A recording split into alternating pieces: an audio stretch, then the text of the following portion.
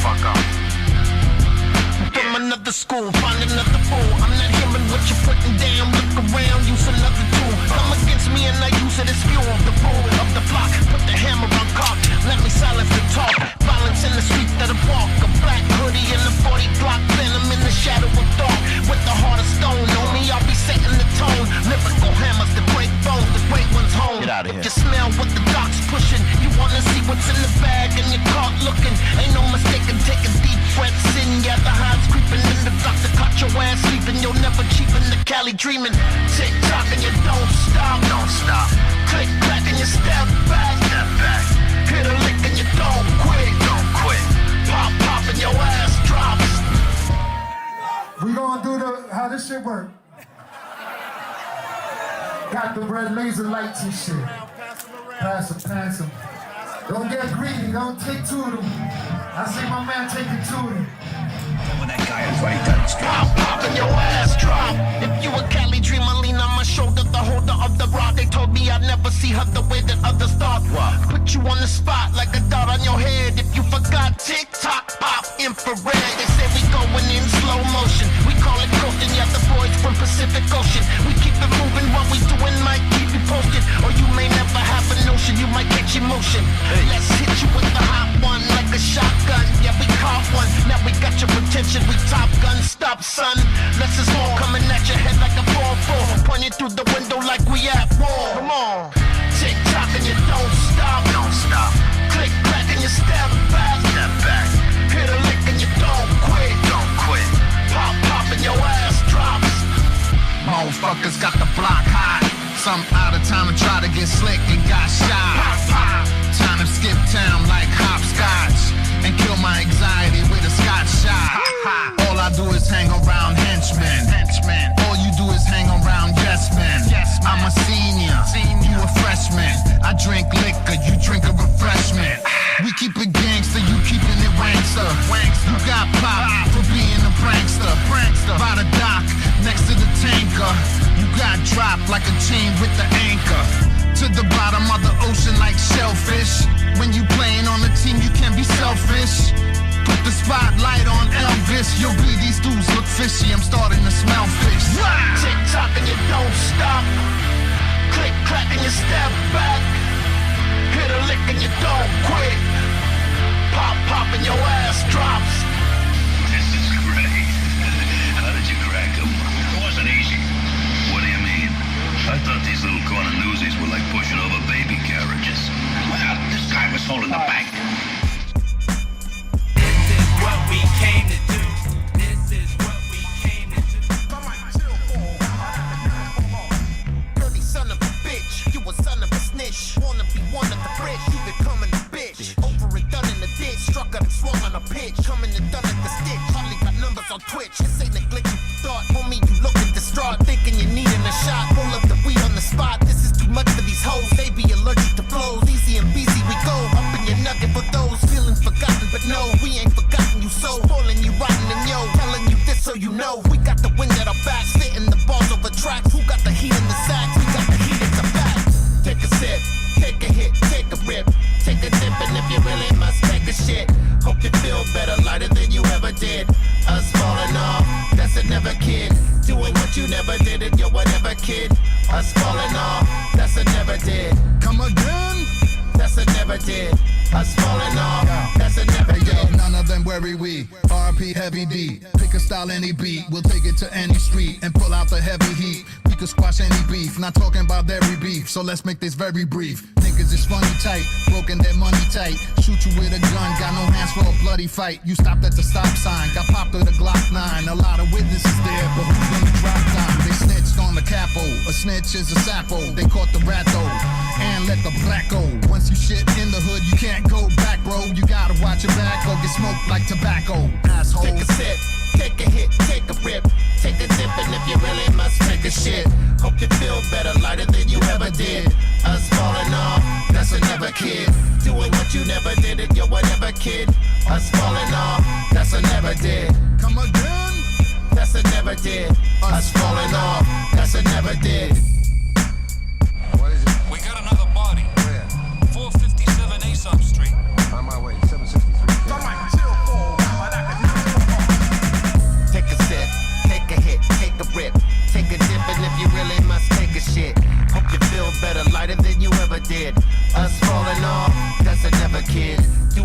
never did it, yo, whatever, kid. Us falling off, that's a never did. Come again? That's a never did. Us falling off, that's a never did.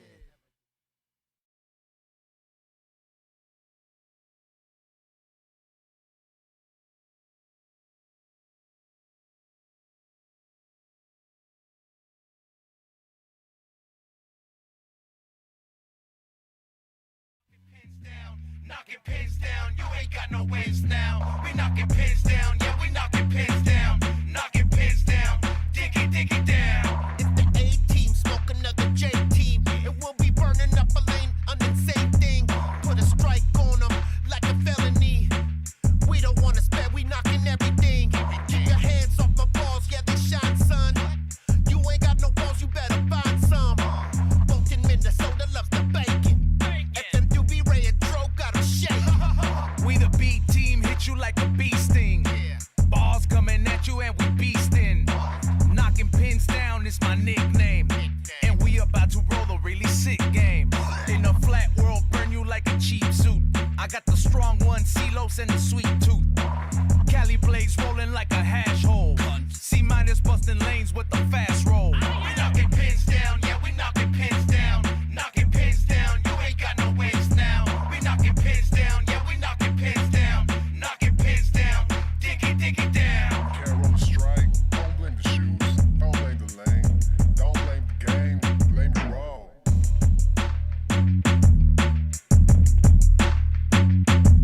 Man, I've been stoned, let me take it in stone. I'm a pin dropper, throwing like a Flintstone. They roll gutter balls, fool, we got the top score. It's like we threw them off the edge, off the top floor. We got strikes and spares and strikes. If I put it on the gram, it gets a gang of likes. It was a clean sweep, now it's on to the next frame. Get your roll together before we start the next You game. got this one, son, we hit a rough patch. But we'll be coming right back for that rematch. You had some good rolls, I ain't gonna lie. I had some shitty frames, I was fucking high. Or not enough, whatever, no excuses. I'd rather be the one that wins than fucking loses. Enjoy your win while you can till the next round. And when you're ready, we can start knocking pins down. We knocking pins down, yeah, we knocking pins down. Knocking pins down, you ain't got no ways now. We knocking pins down, yeah, we knocking pins down. Knocking pins down, diggy down. We knocking pins down, yeah, we knocking pins down. Knocking pins down, you ain't got no ways now. We knocking pins down, yeah, we knocking pins down. Knocking pins down, diggy down.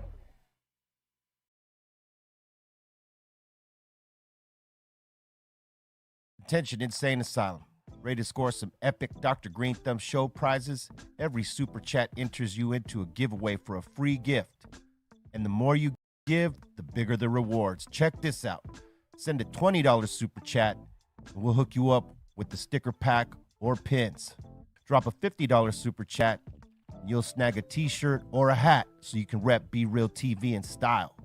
But if you're feeling bold, hit us with the $100 super chat and we'll send you a mystery box loaded with over $200 worth of awesome surprises. Don't miss your chance to win. Send your super chat now and let's get this party fucking started. Let's go.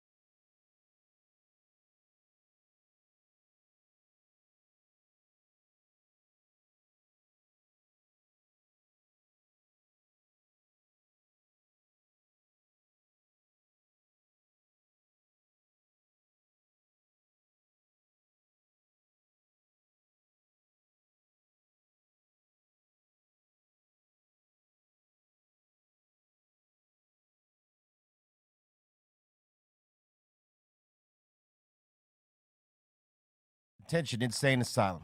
Ready to score some epic Dr. Green Thumb show prizes? Every super chat enters you into a giveaway for a free gift. You give, the bigger the rewards. Check this out. Send a $20 super chat, and we'll hook you up with the sticker pack or pins. Drop a $50 super chat, and you'll snag a t-shirt or a hat so you can rep BREALTV in style. But if you're feeling bold, hit us with the $100 super chat, and we'll send you a mystery box loaded with over $200 worth of awesome surprises. Don't miss your chance to win. Send your super chat now, and let's get this party fucking started. Let's go.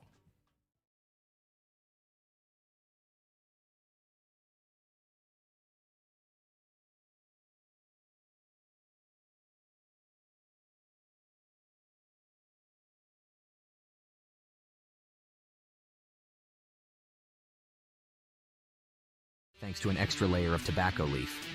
It's better thanks to those 2 layers of leaf being all natural. Does it get any better? To be blunt, yes it does. Al Capone wraps are also easy to roll with a self-stick strip. Oh, and did we mention? Our premium wraps come in 3 great flavors: original, cognac, and rum. If you want a great smoke, you need a great natural leaf wrap. Slow burn, hits better.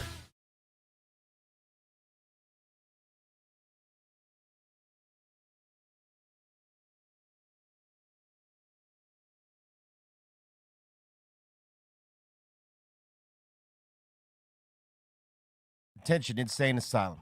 Ready to score some epic Dr. Green Thumb show prizes? Every super chat enters you into a giveaway for a free gift.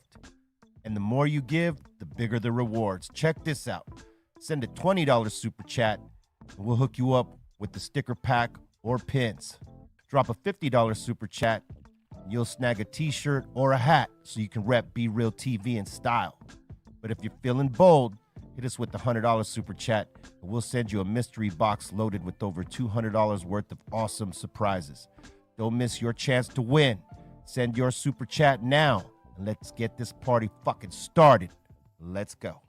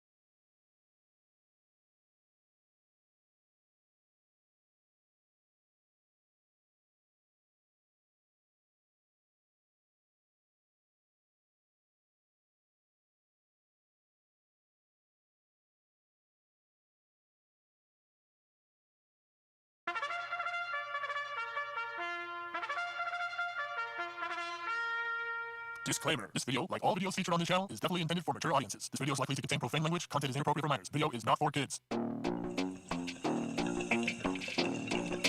Welcome to the Dr. Greenthumb Show. Lord of mercy.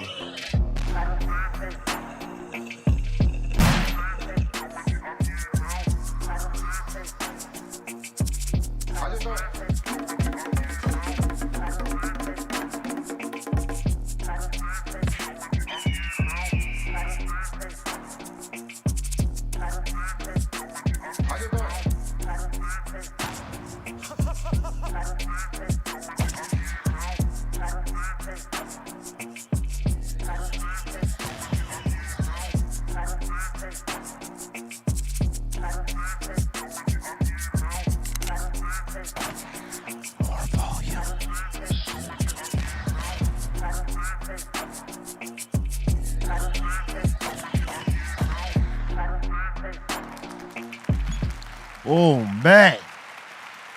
Who we needed help today. Welcome to the Dr. Greenthumb Show live. Twitch, Discord, YouTube, X, and the home site. And I just want to say thank you, American Airlines. Thank you for being so inefficient that you got me here late. Thank you so much. Much love to y'all. To my right, Mr. Goodlight, DJ C-. Happy Monday, everyone. Word up to his right, my man Doug in the building. That's right. We got the Treehouse crew, Bolton, Blombo, Bra and the Dominator in the background. Yo, what up? And we got the legendary King T in the building. Yes, sir. Yes, sir. What's happening? Yes. And we got my man, the Concentrate King, Cali Blythe, in the house. What up, people? Bobo's on vacation by a day. He'll be back. I got to say, to have King T up in here, we had you here like a couple weeks ago with the Blast Master and Egyptian Lover on that. Yes, KRS. That great panel that krs-one put together. Salute to the Blast Master for putting that together. Got it. You know, I have to say this, man. Coming up, you were like a part of our first pioneers to our generation, like guys our age, right? And I gotta say, man, you know, and I might have said this to you before. You know, you were always one of my favorites. That, like, from the bars to the style, even to the imagery, like the album cover and all that shit. I mean, like, you held us up in such a way that I know that East Coast MCs fucked with King T for sure. Oh yeah. You know, because you know how it is, right? And you know it before I do. The East Coast fans to hip hop are very finicky in like the type of shit they like. Especially back then, yeah. Especially back then. So if it was the too late 80s. That's right. If it was too West Coast, they wasn't fucking with it. Right. Right? But I feel like your shit was West Coast, but it was hip hop. You know, it wasn't just West Coast. And I think they recognized that too. And that's why you had guys like coming out and saying, you know, King T was one of my favorite motherfuckers ever. Yeah. You know what I mean? Wow. And well, you know, back then we're talking like 86, 80, 87. I mean, what was West Coast back then? It was very young. It was very young. You know, it was just me, Ice-T, Toddy T, Mix Master Spade. Yeah. And they had Too Short out in the Bay. That's right. You know Too Short. Salute to Too Short. Yeah. But, you know, still was very, I'm going to just speak for me, was very still influenced by the East Coast. Yeah. I mean, But, yeah. You know, that's all, you know, that's where it came from, you know. I mean, most of the records that we were all listening to on K-Day were East Coast. That's it. But I mean, you know, there was a small percentage, like the, you know, the shit that was coming from the Wrecking Crew and Ice-T and you know, Toddy T and Mixmaster Spade and all the early ones, you know what I mean? And and Egyptian Lover and all that stuff. Yeah. But most of the shit, it was like 80 to 20%, right? When you think about it, because the records that were available to rap and hip hop, they were mostly from the East Coast. Yeah. And you know what's crazy though, and we've never looked at it like this in terms of West Coast hip hop, right? like you pretty much come from the second generation of it. Yes. When you think about that Disco Daddy and, and guys like Lonzo, right? Salute to Lonzo because he came in here, dropped gems on some West Coast shit. Saw that. Those guys were like the first generation. Yeah, and it was more of a high energy electronic feel, you know, with more. I don't want to call it like freestyle. Yeah, it was kind of freestyle. You know what I'm saying? But it was very up tempo, 122 beats per minute, something like that. You know, and a lot of breathing. Yep, a lot of synth and all that. That was our thing. That was our thing. We love that shit. Tour de France. Kraftwerk numbers. But very much influenced too a lot of the West Coast rap that was coming by Prince, a lot of funk.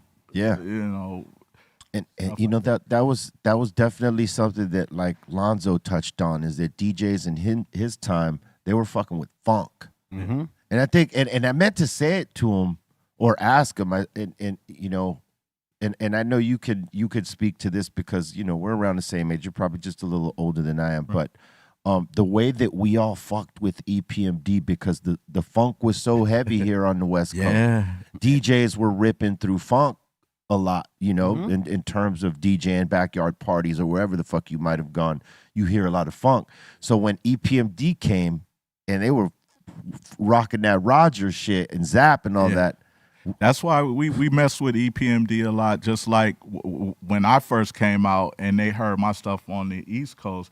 They it sounds a little like he sounds a little like us. When EPMD came out, they sound a little like us. Yeah, you know what I'm saying. So it was love. It was love.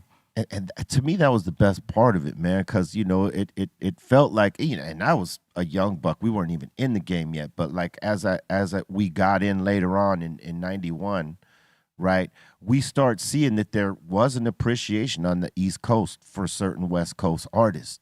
But the ones that sounded more hip hop and not just like, you know, trying to be what NWA was doing or Compton's Most Wanted was doing. Because I think those two were the two emulated groups like a motherfucker. Everybody kind of like even in you know, with Frost, you know, in the Chicano rap world. In the beginning, a lot of dudes were trying to sound like that and follow that path instead of sort of carving a way into it themselves. I think it's similar in that sense. Yeah. I mean, even back then, when NWA and all that came out, that was after. Yeah. That was like, 5 years after? I mean, my first was 86. 86. And they were 88, right? Yeah, 88, 89. My first album with Capitol was in 89, and that's when NWA first came out. Yeah. But I had already put out Payback Some Other. I put out The Coolest. Me and Mixmaster Spade put out You Better Bring a Gun. So all that was going on. Classic material. Yeah. Also bass, which that came later after the two singles with Techno Hop. Right. We went and did a single with Greg Mack on Mac Daddy Records, and it was called Bass, produced by Pooh and DJ Bobcat, and that's what really got me, you know, with help from Ice-T and Rhyme Syndicate, that helped me get the deal with Capitol Records. Yeah. You know, and one of the things that for us DJs that grew up here West Coast, like it was mandatory you had 2 copies of bass and you had to learn to do doubles on it. Like that's right. As myself just struggling to get better and just doing everything like I would see the bass record because was one of the first records I got doubles on to just like improve just timing and stuff. So man, just thank you because that record like really helped me like get sharp. Wow. Did you ever hear the quote that B.I.G. said you were one of his favorite rappers? I heard a few people say that.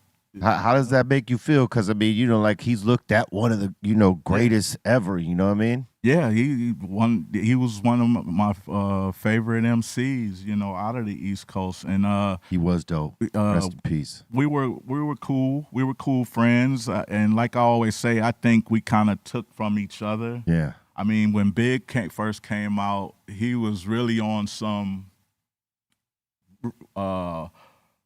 raunchy, like rapping loud. It's on that dirty shit. Yeah. And it was cool, but I tell people this too. Like, you got to realize when Snoop and them type of cats came out with the cool, smooth little. Yeah. That's when Big changed and all that. And everybody started rapping through Criss-Cross and all. Yeah. Everybody got the Brat. Everybody was street now and rapping cool. Smooth funk. Yeah. Street shit. Yeah. So I think we all took from each other though. Yeah. I mean, everybody inspired each other back then. It wasn't necessarily like no one was like looking at it like competing, but just like inspiring. Like, oh man, did you hear that shit he just did? Oh man, we got to get in there and work on some shit. Who hasn't tried to sit up and rap like Snoop and what I'm saying? And these other cats, we take from each other. Yeah, I mean, that's what one motherfucker heard another one sing. And said, hey, maybe I could do that. Same with any instrument. Oh, man, I saw this motherfucker playing the guitar. I've never seen that before. How do I play that shit? Can you teach me? Yeah. It all starts with a spark, you know what I mean? So, like, that's how music is created. We hear something great, and if someone is creative enough, like, be like, well, fuck, I'm going to try to do something like that or my version of it or whatever. Yeah, that's what I was going to say. Yeah. We hear something we like and we try to take it and mold it and make it something into our own. Yeah. Who were some of your influences like that you were like really listening to as an MC? It goes back to the first hip hop movies that I saw, like Wild Style and Beat Street, Breaking and things like that. I seeing them do that Double Trouble rap on. Yes, Double Trouble is in the house. What I'm saying? KK and Roddy C, son. Me and Doug was just talking about Grand Wizard Theodore. That's right. And the Fantastic Five. Yeah. I feel like this shit should be taught at universities because look, the one thing when we all talk about, especially West Coast cats, we all reference those same fucking movies. Yeah. And those same MCs. It's like it's the craziest thing because it's like we all grew up around the same time and we're listening to K-Day and then eventually Friday Night Flavors and West Side Radio. We were all hearing this shit at the same time, and it should be a requirement for these young motherfuckers trying to learn hip hop or even do it. It should. Oh yeah. Schools are almost interested in that. Yeah. They're almost there. It's proved itself as a genre. It's 50 years, it's time. It's earned it, like it's not going nowhere. Yeah. And it's still one of the biggest genres next to country music. I mean, fuck, absolutely. it's global. KRS has a real master class thing going on too. Yes. Like sells tickets to go. Anytime he sits and talks about it, it's a master class, really. Yeah. But that's what tripped me out, though. Like, the most about KRS is that he knows so much about this shit, but he wanted to learn more about West Coast. Yeah. Like the fact that he didn't know about Uncle Jam's Army. Yeah. And Disco Daddy. Disco Daddy. I didn't really know, I knew certain things, but the stories that he told, and it jogged things in my memory. Like, I remember that. Then the other artists that he started naming, I remember the rappers, rap label, and all that. Yeah, I remember that. Ice-T with Jimmy Jam and Terry Lewis, Cold Winter Madness, and Saturn Records, and all that. Crazy, right? Duffy Hooks and all that. Duffy Hooks. And Kid Frost was around that time. That's what I was saying. He should have been there. He should have been there, yeah. Every time I'm with Frost, he tells these incredible stories. Oh, he got stories. Yeah, like, God. Oh, he used to be with Ice back in Radiotron and before. Way back. Yeah, because before my time. Because those brothers are older. I mean, I'm gonna be 55 this year, right? And I know Frost is probably more like 65 or 66, something like that. He'd been on the scene. Yeah. And when I used to roll tough with him, there was a few years I was like right winging him with him. You know what I mean? Like I was his wingman for a second. Mm-hmm. And he would tell me some crazy stories, and I realized just how far back he got. I mean, because I remember seeing the first two records that Ice-T did with Cold Winter Madness, and then Frost coming right up with his shit, Yeah, you know? yeah. And it was before he even sounded like, you know, a Chicano rapper. He just sounded like a regular rapper at that point. Mm-hmm. But, yeah, those brothers go far back. I mean, maybe not as far as Disco Daddy, but... Yeah, Disco Daddy took it all the way back to disco. Yeah, that shit was blowing my mind because, I mean, you know, it's C- and I talk about it all the time, but it was his generation wasn't necessarily attached to ours. It was too far in front of us. There was no hip hop back then. We didn't have the term hip hop back then, or even rap. Like we didn't. Man, when I first heard rap was disco in New York. Yeah, I was going to say that He too. was the king of disco. Like everybody said that. That's Everybody really, wanted to be the king of disco. Yeah, in 1986. Well, yeah, when you think about it, a lot of the beats were like on the disco funk type tip, you know, that we're replaying a lot of to like do the records before the samples and shit, you know what I mean? It was that type of sound. Yeah. Yeah, I mean, me first hearing Rapper's Delight, you know what I'm saying, for the first time on the radio out here on the West Coast, I just thought it was the DJ talking over the time. records. Yeah, yeah. Wow. And he, you know, until I saw Wild Style and, oh no, these are MC, me learning the term MC, Master of the Ceremony. Yeah. That's when it all like, oh, wow, like, oh, okay, I see what this is. It's an MC and a DJ. Yeah. You know, so. Yeah, man. That shit started blowing our minds just anytime we would actually be able to see some of it. Man. Yeah. You know? Yeah, I got stuck. Like, you know, Yeah, this is it. Yeah. You know, and like I said, we didn't have them terms hip hop or yeah, it didn't exist yet, you know, for us here yet. Yeah.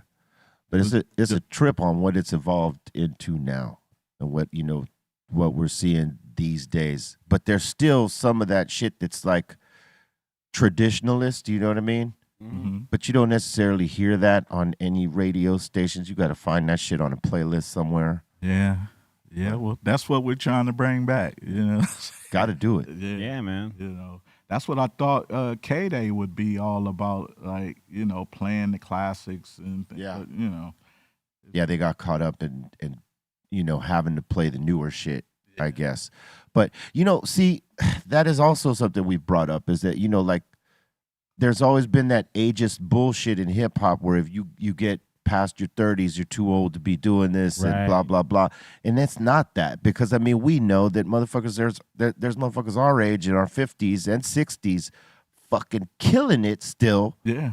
It's just that because of the age-old bullshit with the record companies that they don't know how to sell records to older folks that maybe grew up with the genre, they don't look for them no more or how to market to them. They market to the younger folks because it's easier. Yeah. They don't know where to find the working man or woman. You know what I'm saying? Yeah. That's a little bit older. But our genre is so young that the people that grew up with it that are in the 50s, 60s, and some even 70s still listen to it. Yeah. Old shit and new. Yeah. Are we the generation that's raising the kids that don't respect past music? I think so. I think some of us are, yes. But yeah. Not all, because I've seen some folks educate their kids on music. And what I've been seeing as of late, you know, when we go on tour, is that it's the younger generations coming to our shows and they know the fucking words. Some of them coming with their parents, some of them with their group of friends that their parents put them on to this shit. Oh, you like rap music or you like hip hop? I want you to go see these guys. Right. And, you know. You guys didn't really just write words like one time tried to come in my home. Like, everybody knows that. That's not just words, bro. Yeah. That's like. Yeah, I mean.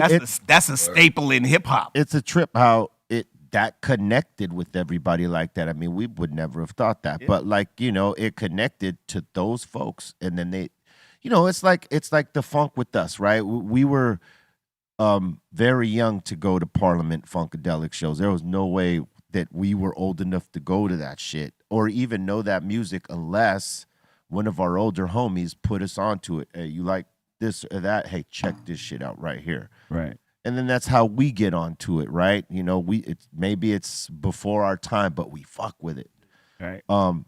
And we're at that point now in hip hop, like where our music is now, like, you know, cats our age, they see their kids into hip hop and they're like, oh, you think you know some hip hop? You need to listen to this and that and the other right here. And it either sticks with them, they either fuck with it, like, oh, hell yeah, pop. Or they're like, that ain't it. It's one or the two. It's never indifference, right? But you see more kids going to these playlists now, listening to golden era hip hop. Yeah. And getting familiar with it and actually showing up. You know what I mean? That tripped me out. I mean, next time you see Cube, ask him about that shit, because he saw it too. We were talking about that shit like in Australia. Like our first time in Australia was with Cube.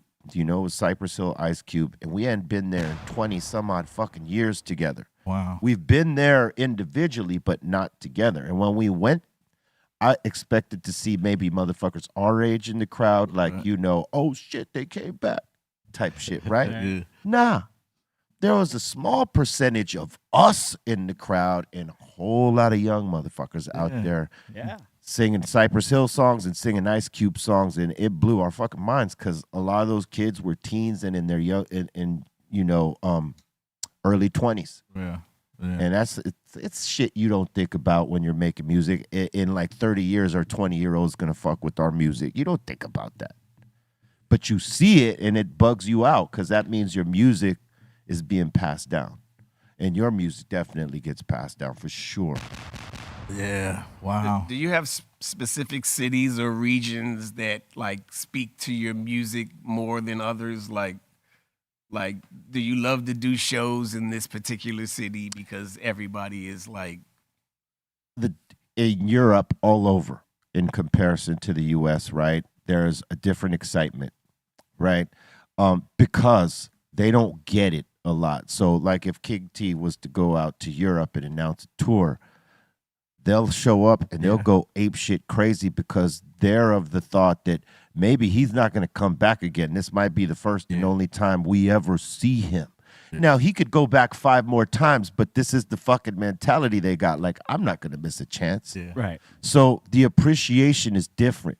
Right. So when we go out there, we do a show, it's popping everywhere as if it was the 90s. You know, like crowds jumping up and down, stage diving, the crowd pit, the crowd surfing and all that stuff. That shit is still there, that type of excitement. Whereas over here, you get it in places, right? And they'll give you that energy in places like New York will get that. Denver, Colorado will get that. And a lot of places will get it, but it's still not as wild as out there because, you know, out here, we get it a lot. Mm-hmm. We're sort of spoiled with it. You know what I mean? We take it for granted. Like, I'm not going to go to that show. I'll go to the next one because they'll be back next year. Right. So, you know what I mean? And you got that type of shit that happens here. Like, we're jaded because we had it too long. And, you know, a lot of us go on tour. It. Yeah, and a lot of us go on tour every year. So, like, if you don't fucking get us this time, well, they're coming back next year. I know it. So it's a different type of excitement, right? We look at it like, they're coming back. And fucking they look at it like, we don't know when they're coming back. Because you ain't going to tour Europe every year consistently all the time. And it just doesn't happen. Especially right about now. Yeah. So for me, it's Europe. Anywhere in Europe, man, they fucking go nuts. But most especially France. They're a different kind of fucking crazy. And you wouldn't think that. But like you go there and play some fucking 90s hip hop, boy, and they will show you their ass. It's thugged out in France. Yeah. Yeah, they bug, huh? It's thugged out in France. Yeah, fuck yeah, that too. People don't think so. Yeah, they think it's all that ooh la la wee wee shit, but nah, man. It's thugged out there. They got some real. They got some real thug motherfuckers out there. That's real. Yeah, man. But I really think even if they knew you were coming every year, it'd still be the same energy. Europe does music different. Yeah. They really do. Even their own like music festivals for their own people who they see every year, they go fucking balls out crazy for the people from their own countries the same way. They appreciate music different. Their music festivals are just higher energy than US. They just are, you know. And like, I think if you guys even announced, hey, we'll be here 5 times, you know, they would still sell out and they'd still be busy. I'll say this: when it's a younger crowd, they'll be prone to go a little bit more crazy because they got that youthful energy and shit like that. Yeah, true. I know when it's an older crowd when they're just doing this. Right.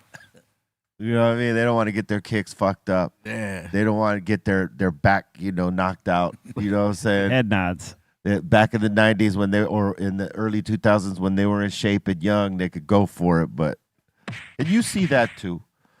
They love music out there, bro. Yeah, they sure do. Their appreciation is different. Hip hop is very much still alive overseas. You know what I'm saying? They still going.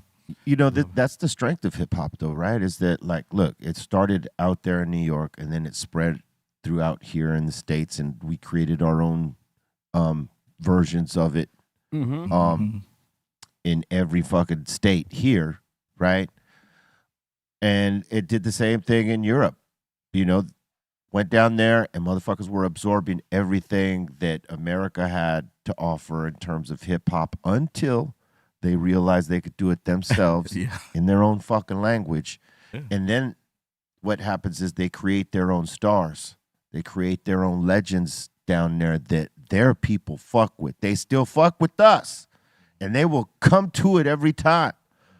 But they don't have to just wait for us anymore. They got their own guys down there that will do a tour run down there, knock it down in their language, and he could be their fucking hero that they got for them. Yeah. And hip hop has been able to do that on a global level everywhere because there's nowhere you could go where there's not hip hop. Hip hop, yeah. English, or traditional American hip hop, and wherever you're the fuck at. Mm-hmm. Any language. Yeah. Doesn't matter where you're at. It's massive. And that's fucking global, man. And they're in depth. Like, the one thing I can't speak on, my boy Lorenzo, he was born in Italy, and I went and spent some time out there in the last summer.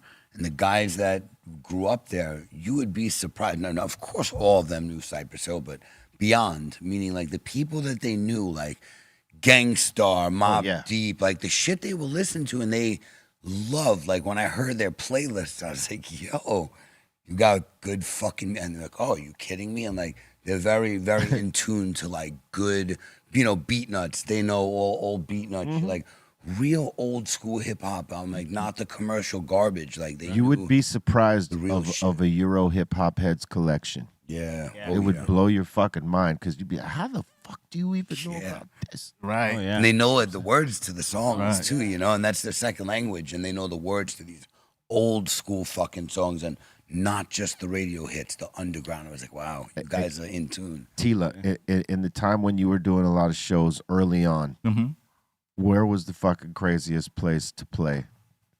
That was it could jump off at any moment. Because you were playing in treacherous times. Oh, man.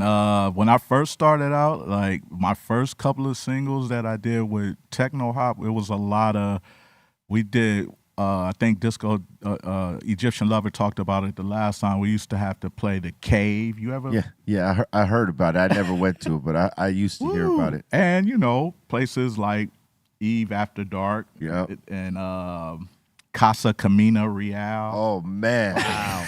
That place. Yeah. I went to see EPMD there, and listen, I was a banger, and I was a juvenile, though. You know what I'm saying? Oh, man. And I ran into a motherfucker that I had an issue with, at Los Padrinos, right? Uh-huh. And he was there with 20 of his homies at this EPMD show we went to. It was at the Casa. Yeah. They saw me, bro. Oh, my God. I had to get the fuck out of there in a hurry because there was just 5 of us, and there was 25 of them. Hell no. I'm the fuck out. No fucking way. Oh, man. They tore that club up that night. But Casa, that was a crazy place. I mean, my first single, Payback Some Other, we had just came out of the studio, and me and Pooh, and Bob, they're from 2 different neighborhoods. Yeah. But everybody's meeting. We're going to go up to the Casa. Yeah. and everybody homeboys is coming. This is the first time everybody is coming together. I mean, these guys fought like cats and dogs, man. And Pooh's neighborhood and Bob's neighborhood fought each other. You could see, remember, it's that place is right by the freeway. Yeah. You saw brothers running across the freeway. Yeah. All kind. It was crazy. Nuts. But around that time, everywhere we used to go, it used to be trouble. Yeah. Sometimes we used to start it, but it was a lot of little things going on around there. Yeah, I remember 3 places specifically. One was Casa, the other one World on Wheels. Oh yeah, I didn't even mention it. If you were from the wrong side, getting caught up in there, it was bad for you. And then Skateland. Yeah, that's when another place that's like that. Everywhere Easy and Eazy-E and NWA used to perform, we used to open up for them, and that was the places, World on Wheels and Skateland. Yeah. We used to have to get, except for World on Wheels, but we used to have to get escorted into Skateland and escorted out. Because one night I messed up and was on the mic and said "cuz" on the mic. Oh, man. Oh, wow. Yeah. Yeah, they had to march me right up out of there. They got us. I think Rodney and Joe Cooley, we was out all together. They rushed us up out of there. Oh, yeah. Yeah, because that, World on Wheels was for the Crips. Mostly Crips was in there. If you was a blood in there, you were slipping heavy, right? And same thing with Skateland. Yeah. You know what I mean? It was the blood. All bloods. Mostly Pyru's over there. That was their neighborhood. Yeah, that was their. Pyru Street was like a couple of streets down, yeah. Oh, yeah. I remember seeing Salt and Pepper there, and Julio G and Tony G were the DJs that night. Wow. I was with my homies, so I was a part of the whole bullshit. But man, yeah, it was crazy. Crazy times. Crazy times. Fun times. Fun times though, because it wasn't all about killing and no guns and things like that. Yeah. You probably get a knife in. Yeah, there was a little confrontations, not like it is today. You know what I'm saying? A bunch of woofing. Yeah, yeah. And and then the party went on. Yeah. I met Jinx at World on Wheels. Oh, hell yeah. He jumped on my back thinking I was one of his homies. I was playing a video game. And he jumped on my back like to give me a hug. And I'm like, who the fuck is this? And I turned around and it's Jinx, but I didn't know him yet. He goes, oh, man, I thought you was my homie. I'm like, all good, dog. I'm Jinx. I'm like, be real. And that's crazy. That's how we met at World on Wheels. I thought I was about to get jumped in there because I knew I shouldn't have been in there. But it was like it was one of our first promo shows that we had to do. Mm-hmm. And I was like nervous as fuck in there because I didn't know if I was going to get recognized by anybody. I wasn't like, flaming, or I didn't have nothing on because I was trying to respect the moment, right? Yeah. And fortunately, nobody did. But I thought in that second when he jumped on my back, that was it. I thought that was it. And then I turned around, his Jinx goes, oh, man, I thought you was somebody else. I'm like, me too. Salute to Jinx, man. Yeah, Jinx the OG. He's to me, like in terms of, how like back in the 90s, a lot of us would use transition pieces to go from one record to the next, like the skits and the interludes and outros. That motherfucker's one of the kings of putting those shit together. Him and Crazy Tunes, rest in peace. Yeah. We're two of the West Coast finest at DJ Pooh too. Yeah, Pooh too. That's right. Interludes and the skits, and he's like the force behind the Friday, franchise.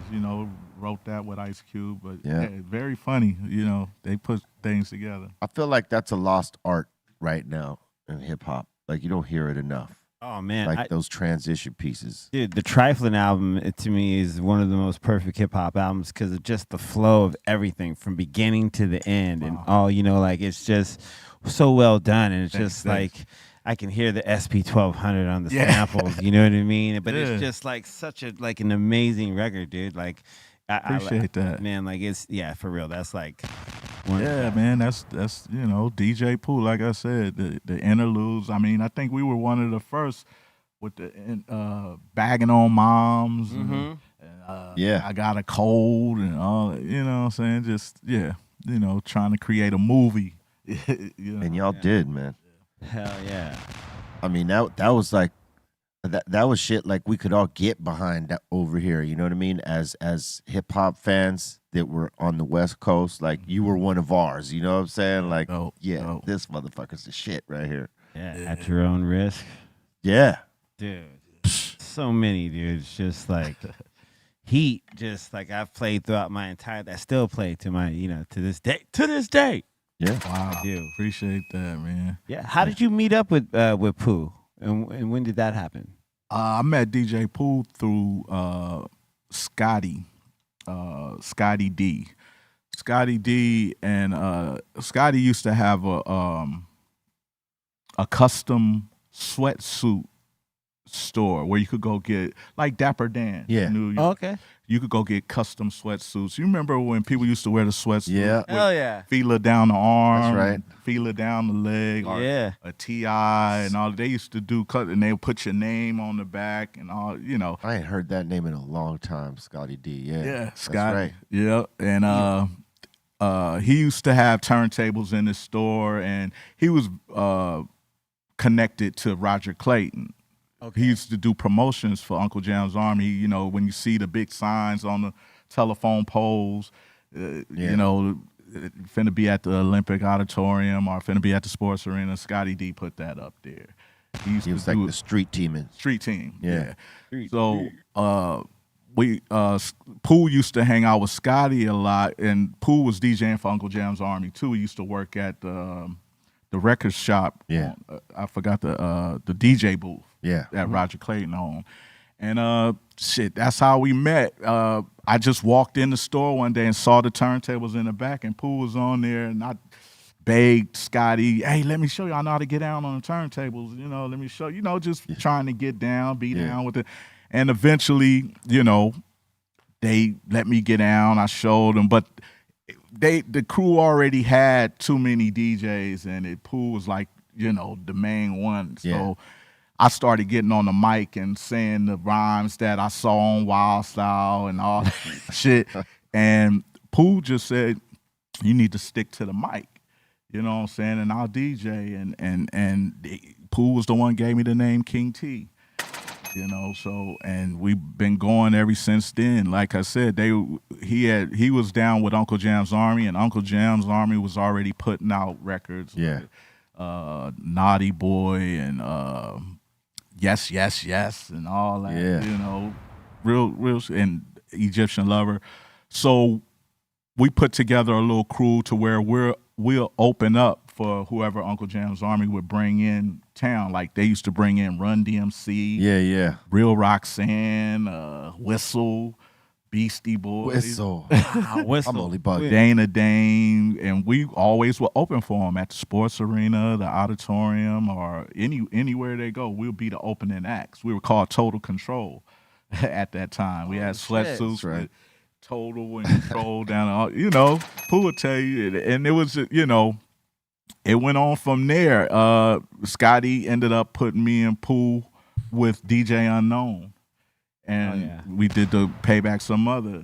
And at that time, Russell Simmons asked Roger Clayton, hey, send some producers up here to help us with this LL Cool J record. Yeah.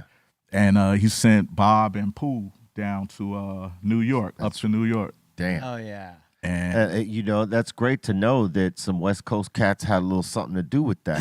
Yeah, that was a Bigger and Deffer record, right? Yeah. That's like I'm Bad, like just Heat. And we gotta thank DJ Pooh for that direction, though. You know what I'm saying? Well, Pooh and Bob went down there. The LA Posse was already down there. Dwayne and Daryl. They went down there to join them, and they were working on the Bigger and Deffer, and that's when it all. Well, shit, I was saying that he gave you direction to get on the mic. Oh yeah. You know what I mean? Because that's everything. I mean, that's him in his producer bag, probably not even realizing it yet. You know what I'm saying? That he heard the voice and said, you know what? You need to be on the mic. Yeah.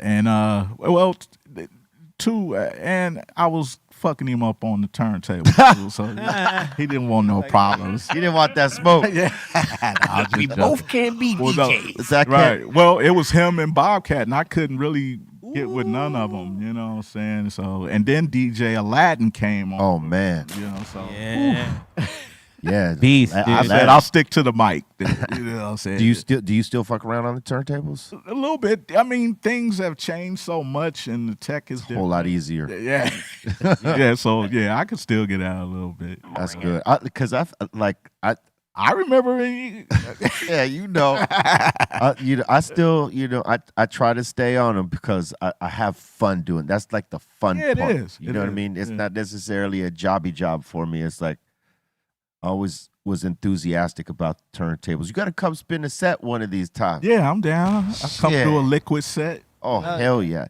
And thank you for bringing together the Liquid crew. You know what I'm saying? Oh, like man. introducing us to the Licks and Exhibit and them cats. I mean, like no one like really says that you brought other legends into the game. A legend brought other potential legends that actually became legends too. Yeah, who would have knew? I mean, just friends, you know. And now that was the thing, putting the next man on back then. You know what I'm saying?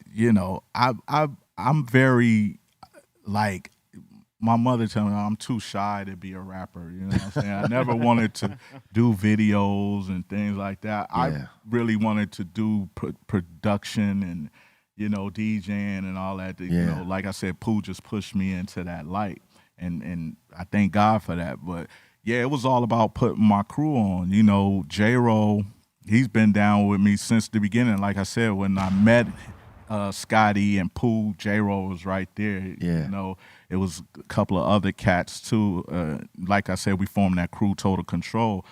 But later, J-Ro bought E Swift. Yeah. And he became my DJ because Aladdin got into some little trouble and had to go away for a minute. But then, on vacation. Then Swift bought Tash from Ohio. And then, I mean, that was it, you know. There it is, yeah. And all three of them was tight on the mic, yeah. Like, better than me, you know what I'm saying? So, they had a different name back then that they were trying to put together as a group called ESP, right? Everyday Street Poets.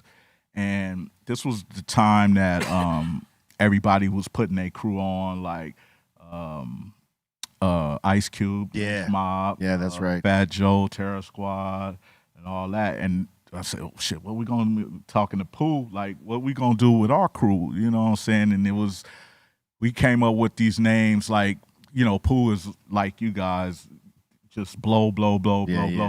And it was a choice between the Daily Chronics or the Alcoholics.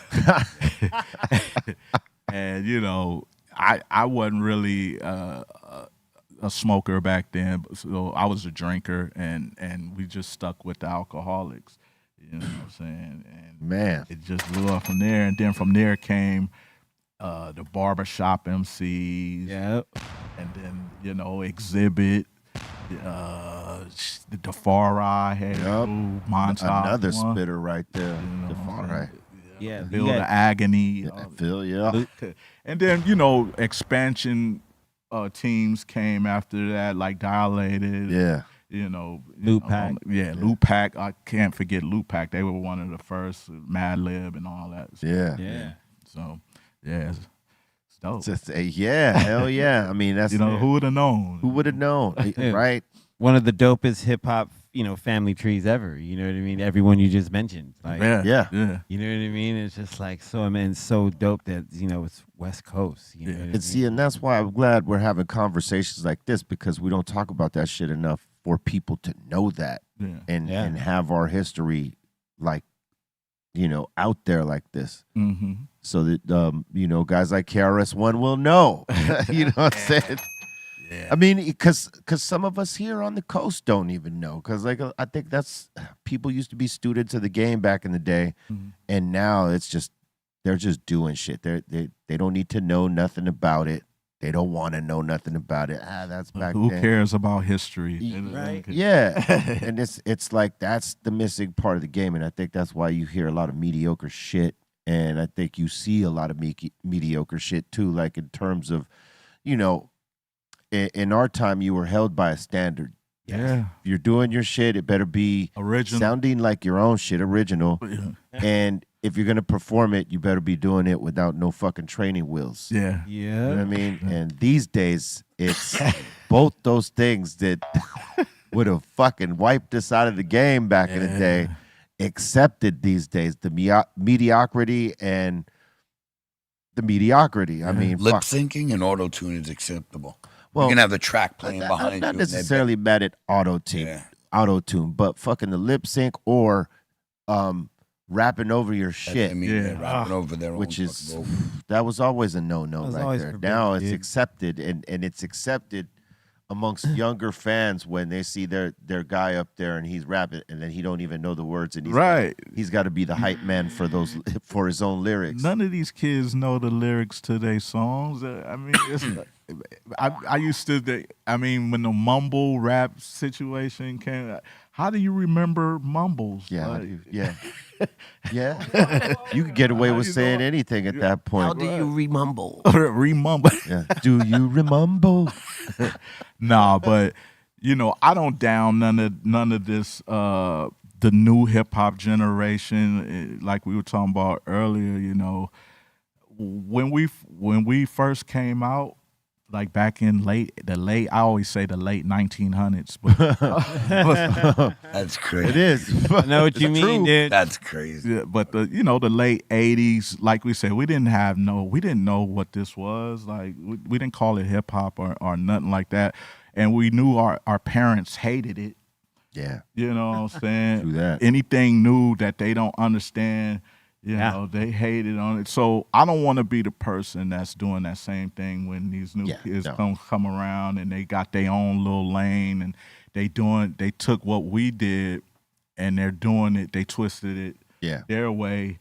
And now I'm like, oh, that shit ain't gonna last. I can't be like, oh, it's actually. Yeah, it sounds like an echo, right? Yeah, and yeah, I can't. I can't do that. I feel you. Same here. You know what I mean? Like I like some of it, and I don't like some of it. You know what I mean? But it that's been the way since day one. I mean, because on inception, we heard records we loved, and we heard ones we didn't love so much. You know what I'm saying? And that's been a thing throughout. Like if you liked hardcore hip hop coming up, which a lot of us did, when you heard the bright and happy shit, we weren't necessarily gravitating to that. We were gravitating to like hard. the Will Smiths, even though you know we would dance to it and our girls would play it. Everybody loves Summertime, bro. Yeah. Well, I but mean, before that, you know, yeah, I mean, you liked Will Smith, or you might have. Yeah, Girls of the World Ain't Nothing But Trouble. That was, you know, because the storytelling type rap. Yeah. You know what I'm saying? Like a Slick Rick or something. That's what that was on. You know, everybody loved Slick Rick, and, you know, but that it went somewhere else. You know what I'm saying? And I've never hated on Hammer or Vanilla Ice or anything. They just took the art and they did it their way. Made their own lane. Yeah. And that's what art is really about, you know, and it's subjective, right? We say it all the time that, like, you don't have to like everybody's art. Right. You know, you could like what you like, and if you ain't feeling that one, so be it. But there's no reason to hate on it. No. You know what I mean? No. They go sell a gang of records, and then people come and put a title on it. Oh, it's pop rap. Or it's this or that. I mean, we had so many labels on us, man, and it was like we're just hip hop. I mean, why all these fucking labels? Yeah. They're alternative. They're weed heads. They're this. They're like, Cypress Hill. Cypress Hill is straight motherfucking hip hop. Our parents didn't have any music at all that we hated. Yeah. Yet they hated the fuck out of ours. That's They're supposed to, though. That's the way it's supposed to work. Yeah, I mean, I think some of them got into it later, though. Yeah, definitely. Yeah, some of the music that gets made now is not going to be for you. It's not going to, you know what I mean? It's just not meant for us, you know what I mean? The really dirty shit is what older people never get down with. That's the one thing I noticed. Because even as I've gotten older, I listen to that shit, I'm like, And pumping the sex. And I'm pretty open, but so I'm listening to that shit like, Yeah, that well, shit is you know, crazy graphic. You know, nobody gives Luke and them the flowers for opening that box. You know what I mean? But like, they're way more raunchier than this motherfucker was. Man, my household was full of what was her name? Millie Jackson. Yeah. You know what I'm saying? She was a nasty talker. My mother, my grandmother used to love her. And, you know, that's a wild record. You know, Richard Pryor and all, you know, different. That was all through my house. But Betty Wright. That's a Betty great, Wright. You know what? That's a great point. Like, I feel like our grandparents were more raw than our parents. Like, they were listening to crazier shit. Yeah. And then in our parents' time, they're more judgmental on the shit they were listening to, and it wasn't as grimy and edgy and crazy and shit. Come on, y'all don't remember Blowfly?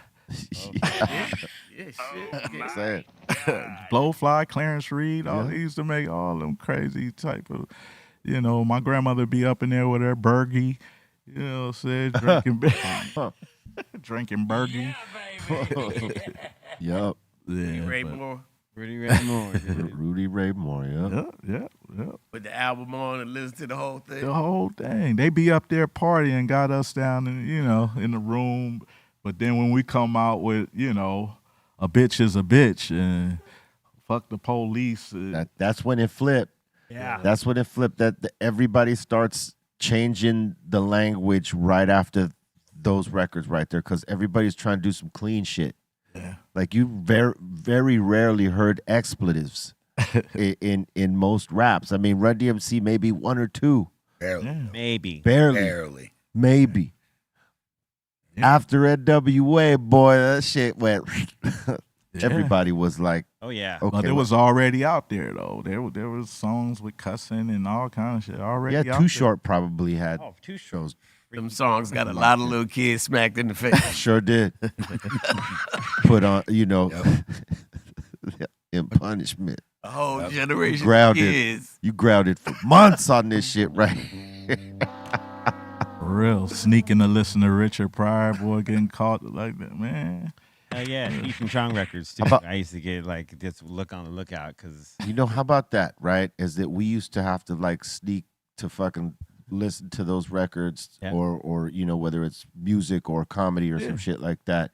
And now we're in positions where when you were doing it, kids that was listening to your shit had to hide it from their parents. Yeah. Same way. I get people tell me all the time, my mother wouldn't let me buy your cassette. You know. Well, you got one of the most iconic album covers that, you know, we asked people in like, you know, what is the most iconic hip hop album covers? What's your top 5?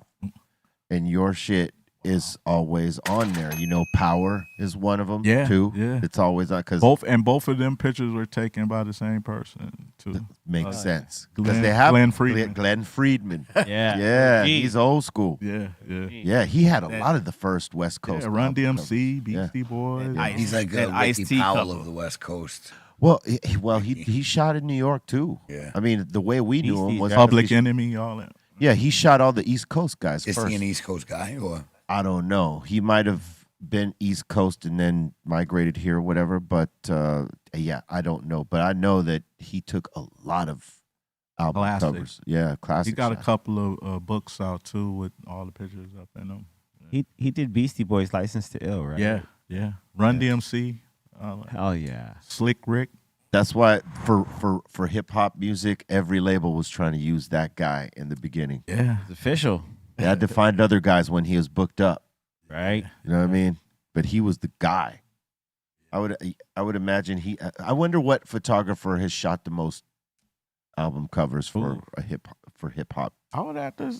Would it be Glenn, you think? I think it would be Glenn. Glenn. The most classic. There was Michael too. Is it Michael Miller? Mike Miller. Yeah, he shot our first cover. Jonathan Manning. Yeah. He's got a lot. Yeah. That's There's the homie. Brian Cross too, B+. Oh, B+ for sure. C- and B+. Yeah, that's the homie. Yeah, that's a collaboration. Whenever we're together, they always get some people. Like, course. oh, look at you guys. Yeah, man. Yep, it's us. And salute to the photographers that that gave us the iconic hip hop album covers. Cause like without that shit, I mean, you know, like we all know this. Sometimes you when there was record stores, you'd go in and whatever fucking cover stood out, you didn't even know the group, but it fucking was so dope, you went and bought it. Yep. And I think a lot of kids got put onto a lot of records based off of album covers like that. Oh yeah. Midnight Marauders. Yeah. Dope. Hell yeah. That Tribe Called Quest. Yeah. Yeah. I'm sure they sold records to people that didn't know who they were. Yeah. The photographers and the art guys, man, that put together some of that shit, man. Classic. I also used to get records that just because of the label, the record label that they were on. Yeah. If I see a Def Jam label, You do. Yeah. I see a Select or what was it, 4th and Broadway? Fourth and Yeah, Broadway, hell yeah. You know. That was like Eric B. and Rakim. You knew they had a thorough roster, so you trusted in those records. Right. Yep. Who was Masters of Ceremonies? Dynamite was on 4th and Broadway. Yep. Grand Pooh, but that was Brand Nubian before Brand Nubian. Yeah. Grand Poobah. Yeah. Sadat was part of that too, or no? Yeah. Yep. Dope. Yep. Yeah. Dope. Called I remember when Grand Poobah came out on the first day with what is it? Something MC's what was it called? It was with the dude named Don Barron, Masters of Ceremony. Masters of Ceremony. Yeah, that's what we were just talking about. Yeah. Yeah. But they had that song Dynamite as well. Yeah. That was that. What was that was a dope. What was the crack song? What they didn't they have? She's all no. The Mama's on Crack Rocks. That was the song, man. Cracked Out. Cracked Out. I think it was something like that. Cracked Out. That was the next song. What was that one? You know Cracked that the Out. beat don't stop. That's right. Yeah. Keep it moving. Yeah. Oh yeah. That one. Dude. That was a hard one right there. That was that Joe Cocker sample. Yep. That strong city label too. That was 45 King, right? Like no, Jazzy J, I think. Jazzy J. Yes. Or Rocky. Which one was it? Rocky that got the Universal Hip Hop Museum coming up in New York. Rocky, I forgot his last name. But every time we used to go to New York, he used to come scoop us up. But he had Tough City. Tough City. There you go. All right. Tough City. Yeah, that was another label that you could trust in to have some heat. Yeah. Now, Tough City, I think, was the one I was thinking for 45 King, because I think Tough City had the 900 number, right? Yeah. Like 900 number, which is like Huge. the break that like was, Let Me Clear My Throat. Yep. And so, yeah, I mean, that was just such that was a staple in every hip hop DJ's like collection. You always had to have a couple Tough City records. Yeah. Got to. Shit. Yeah. That's when motherfuckers had the record pool jumping off. You had to be a member of the record pool and getting all that shit in there. Yeah. I used to see all the vinyls Muggs used to get. Yeah. When him and Aladdin were living together. Yeah. They're fucking. I used to be over there all the time. Yeah. That wasn't that a crazy place? That was a crazy place. Didn't Africa Islam live in that Yes, building? most of the Rhyme Syndicate dudes lived there. Prince Whipple Whip. Yep. Islam. I think even Gordy. Kaz, Gordy, Muggs, Aladdin, and a few others. I think Bronx Style Bob lived up in there too. He Salute did. to Bob. We gotta get him up in here. Fuck, that was a crazy place, and we were all very young up in that motherfucker running around there. Yeah. Son Doobie lived like 3 blocks from that place. I He think. used to be there all the time with Aladdin. Yeah. Just, yeah. What a Crazy trip, right? Yeah. It was a trip seeing everybody fucking grow out of that fucking place. Like, when Coolio comes and he's like fucking hype man for WC with Low Pro. Mad Circle. Yeah. Mad Circle. And then they eventually split up and they went from Low Pro. He was a hype man at Low Pro. Then they go do the Mad Circle and he's hype man there, and then they split. And he goes and blows up. Yeah. No one saw that. None of us saw that coming. Did you see that coming? No. Hell no. That was a trip to me. Yeah. County Line banged so hard when it Yeah. first came out. And then he sealed it with Fantastic Voyage. That was just... Yeah. And I remember Coolio when, like Scotty D, they were all in the same crew together. Yeah. Yeah. And they had this group called New School. It's Yeah. Coolio and I forgot the other cat name. They both was from Compton though, but yeah, I remember. Hey, I remember I was telling somebody this the other day. I said the first time I think I hung out with you outside of Muggs and Aladdin's spot, because I don't think we ran into each other at that point yet, right? Nah, probably not. But when if I'm remembering correctly, it was a Digital Underground show, and they were standing across the street at the Hilton or something. Remember at the House of Blues? The Hyatt. At the Hyatt, there you go. At the Hyatt. Yeah. And I think it was Money B's room or something. We were all in there, and we were Yeah, I smoking. remember that. And we were smoking weed in the bathroom of the hotel room because it had that fucking little fan, the exhaust fan. Yeah. And we blew the bathroom up. Man. Me, you, Mun, and someone else. I can't remember who the fuck it was. I remember that. Yeah. Yeah, Hollywood, Hollywood just used to be this. Man. Crazy. We all lived in that same area, and every other day we was together. Water the Bush. Water the Bush. That was one of the dope hip hop clubs. Yeah. But I'll tell you one thing that it drove me crazy one night. It's when Don't Believe the Hype just come out, right? And everybody's hyped on it. Us included, because we love Public Enemy, right? Yeah. And Islam was DJing this night. Yeah. And he decides to bring the record back like 1,000 times. No. Jesus, man. It's the Elvis part. Elvis was a hero of the most. Elvis was a hero of the most. Elvis was a hero of the most. Elvis. That shit went Just when you thought it would stop, it don't stop. Oh, wow. Yeah, Fight the Power. And, everybody was hyped, and then they start looking at him like, "Come on!" Oh yeah, they used to hate that. Oh man, I hated everything about it. Because in New York you could probably get away with that. No, bro, we hated him in You New York. hated that too? We fucking hated him in the street. Hated Elvis? No, we hated Flex, god damn it. You ruined every fucking song. Well, we in were the talking world. about dropping the bomb.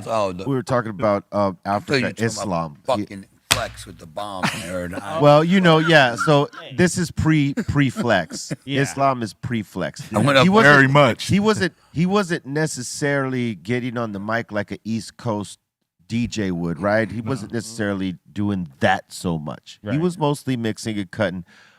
But when he decided to look, the record itself brings it back twice, right? Yeah. Is it 2 or 3? I think it's 3 times. Okay, 3 times itself. Yeah. The DJ don't need to bring it back anymore, right? And man, Yeah. oh man, it's obviously embedded in my brain. This is Yeah. fucking 1989, bro.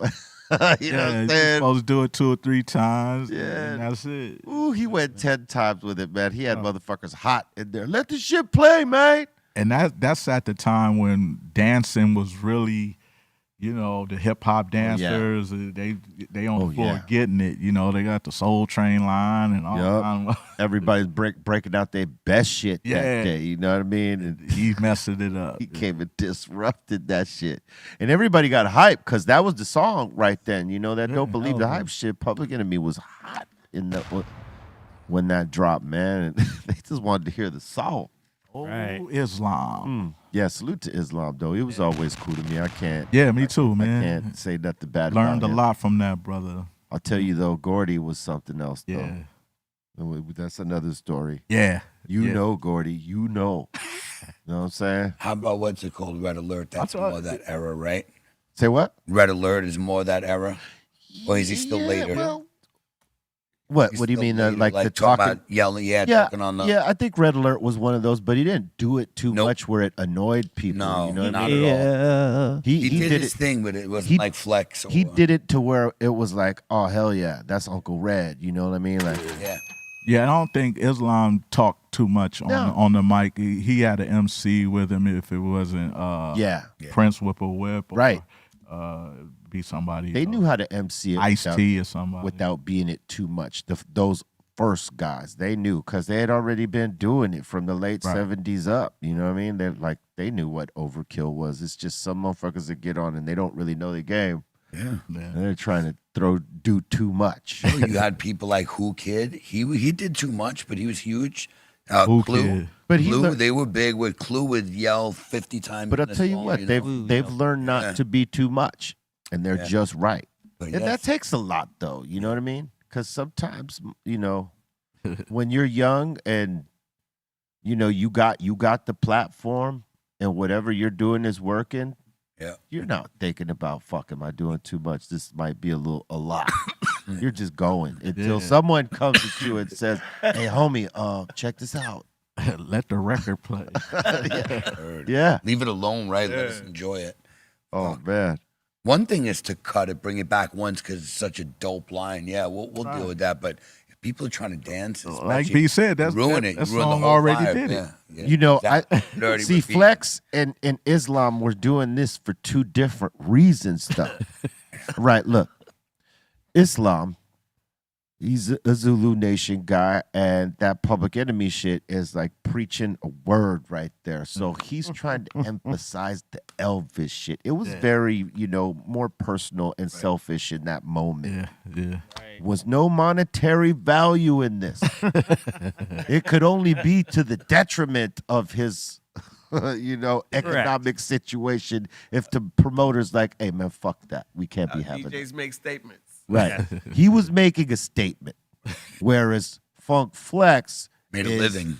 Making a living. This is marketing. I'm going to bring that back again. No, bro, don't. We're going to bring it back one more time. Yeah. That era. Give it the explosions and the whistles and the... Yo, there's like, if you look at the record for what he did in like one song, how long it took to play, there was like 20. Remember, you sent that fucking thing to me. Yeah, it's like 21 minutes or something for like a 3-minute song. He dropped like 70 bombs. I'm serious. Say what you will. And his mic is louder than the music. Louder than shit. Hey, but say what you will. Genius marketing. Yeah. People want him to drop bombs on. Yeah, as much as they hate to hear it, they'll fucking go torture themselves to hear it because he's gonna drop something. Yeah. Have listeners. Everybody was listening. He impressed the fuck out of me. A year or two back though, because I think he's a dope DJ. Yeah, does he get out there a little too much? Yeah, but I understand what he's doing because it's marketing for him, right? But I got a chance to see him at a one of those what's the fucking NAMM at a NAMM convention where he was DJing for Pioneer or something like that. Yeah. And man, he just cut and mixed and played dope songs, didn't say one fucking word. He didn't have the mic there. He wasn't going off. It was a dope set. I was like, damn. Yeah. If he did more of that shit, motherfuckers wouldn't be like crying about how much he talks. Yeah. Because he was killing it. Somewhere in the rider, it said, Mike? No. Keep him off the mic. We need him to But I need to... No. Well, in the NAMM thing, it doesn't translate because you got 20 other booths out there. So, it's fucking...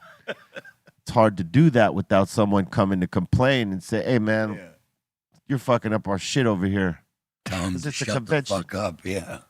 So he didn't, he didn't get on the mic. He fucking just, let his mix do the talking. That's what it's all about. Yeah, but the thing with the bombs, I can see like Blaze's point, because if it's taking you 21 minutes to listen to a 3-minute song, and it's really a group you fuck with, you know what I mean? You're like, dude, will you just let this fucking thing play? Hey, I can get hype. He created a marketing lane, though. That's not something he knows. Anxiety. He knows that.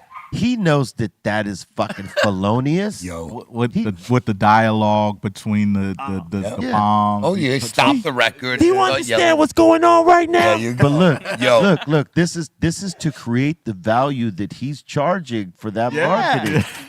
If he just plays it one time, I don't know how much my dude charges for marketing, but he just plays it. Yeah. You don't really get all the bells and whistles. Look, him doing that is the equivalent of you buying a bottle at the club and then bringing that shit out on the sparkler. Yeah, sparkler girls. They're playing the fucking song for you. You know what I mean? They're making a big deal of where this bottle is going to and who it's going to. It's the same shit that 5 Flex is doing. Gs.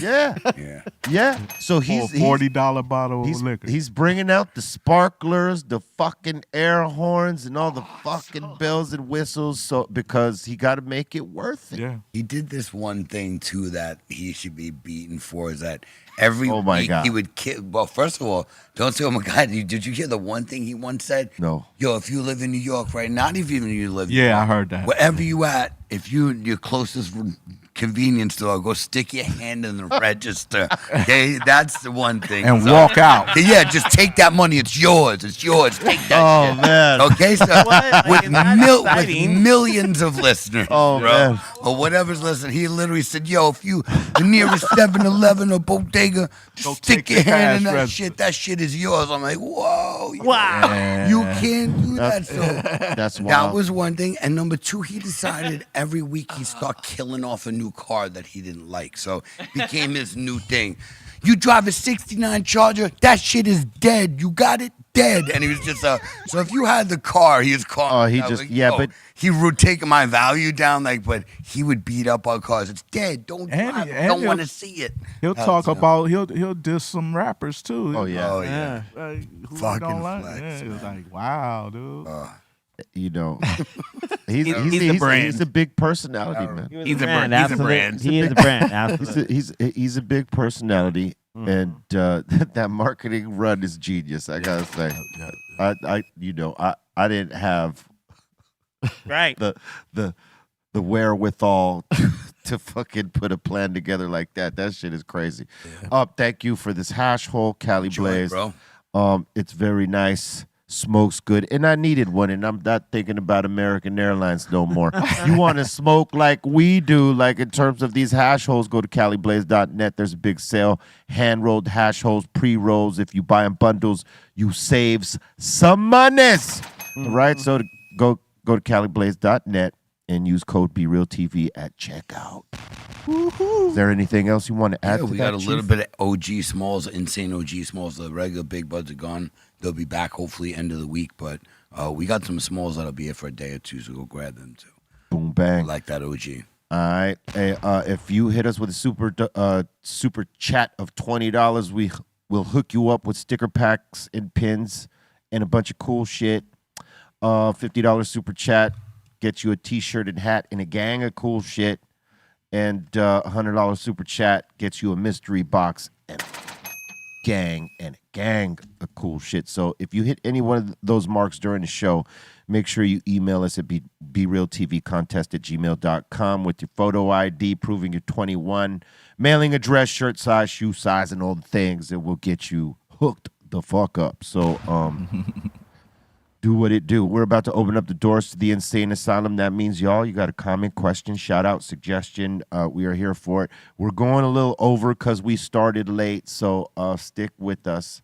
And there's that. And in the mix today, we got a mix. Tell them who's in the mix. We got Icy Ice and CeeLos doing a 2x4. Woo! So you really want to stay tuned for that. Two of the baddest DJs to ever do it. Two of the baddest fucking DJs to ever do it. For real. Icy Ice. That's right. So you want to check this out, all right? You go to Twitch, B_RealTV is the place there, or go to our other YouTube channel, BRealTV2, and you can also check it out from the home site, www.breal.tv. I take advantage. Mm-hmm. All right, let's open it up.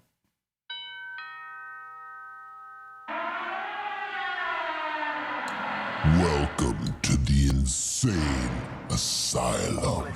All right, let's do this. First question of the day. We got a Lit Dad Broski. Well, not really a question. He's just saying, "What's up, King T? My son knows your music because of the video game Grand Theft Auto. Then I played him Like a Piano, and now he plays that song on repeat. I'm just passing the torch." Another dope song. Wow. Yeah, I get a lot of that. My kids, they call me every time they play that video game. Good looking at DJ Pooh. He put all that together. That's what Pooh does now. He's out there with Rockstar doing the Grand Theft Auto thing. See, that's that past that music down shit. Yeah. You know what I mean? Like, it's not just coming from people. It's coming from some of these fucking video games where the guys that put the games together, they grew up to this music and they want people to experience it. Yes. What an amazing platform, too. Right? Right. I agree. Vanessa is saying, be real. Thank you for the amazing concert in Reno. It was an amazing treat. Sen mentioned during the show that it means a lot to you guys that we show up to see you. It means a lot to us that you guys stay humble and love your fans enough to surprise us like that. Well, thank you very much. And I'm glad it was a surprise. And I think the surprise was that, I mean, they knew we were going to come out with the symphony. They didn't know we were coming in suits. Yeah, I saw that. When we do the symphony thing, we do the suits to like go with the vibe and shit like that. And I wore some caiman skin boots, man. Black. Nice. They was ice cold. Nice caimans. Specialty gators. I could have been skating when I was walking, Chief. You know what I'm saying? No. But salute. Thank you very much for coming out to that. Reno was awesome. You know, they were one of the loudest symphony crowds that we've come across. The LSO was the loudest, but these folks here were pretty goddamn loud. All right. There goes Bobo on the timpani. Yeah, that looked dope.